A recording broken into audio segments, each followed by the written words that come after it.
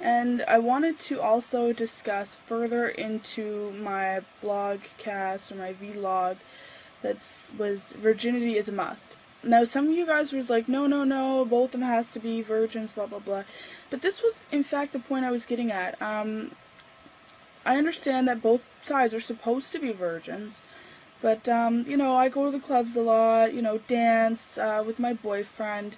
My boyfriend will sit down while I go have my girl thing with my girlfriends, dance on the dance floor, and he tells me stories about how the Arab guys here in Canada in Halifax are saying, oh, these whores, all these girls are whores, blah, blah, blah, I hate these girls, they're such whores, I slept with all of them, blah, blah, blah. When I get married, she's going to be untouched, fuck these whores, fuck that, fuck this. And you wanna know what? These are the same guys that pick up a different girl at the bar every night. Now, the girls themselves that they're picking up are bad enough, because I do not approve of that at all. People should have more respect for themselves, but the guys themselves are just as bad.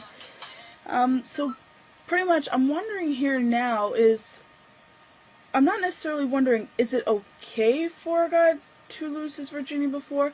But see, the point that I'm making is, how can these men that do this expect the women that they're going to marry to be virgins if them themselves are not?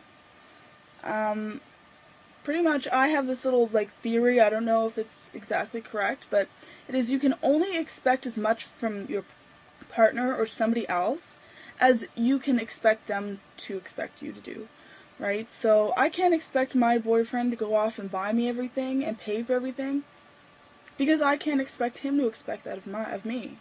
So we kind of do a 50-50 share. So how is it fair that these guys off doing this are going to get an untouched wife, whatever that means exactly, if they themselves are not, or have had sex with more people than I can count, and not even in relationships, just one night stands. Now, like I said, the girls are just to blame, but yeah, they themselves do not expect to get married to a man that was never touched. And then there's the issue of not being touched.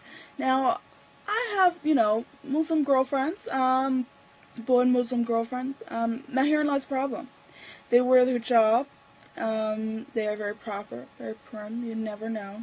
They are the ones giving head, and yes, in the libraries, and they are the ones getting it up the ass because they don't want to lose their virginity.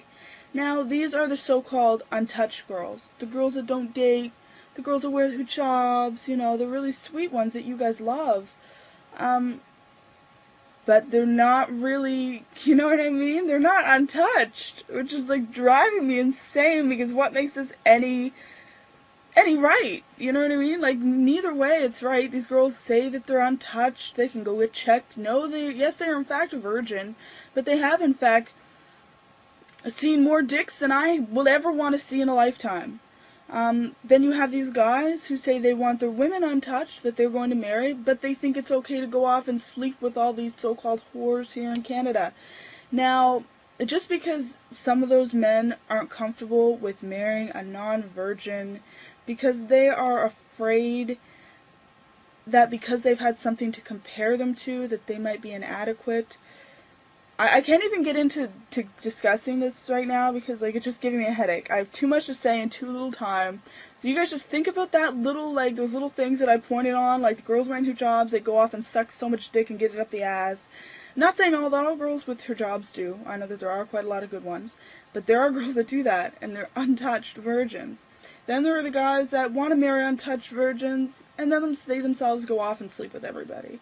So, can somebody please help me out here?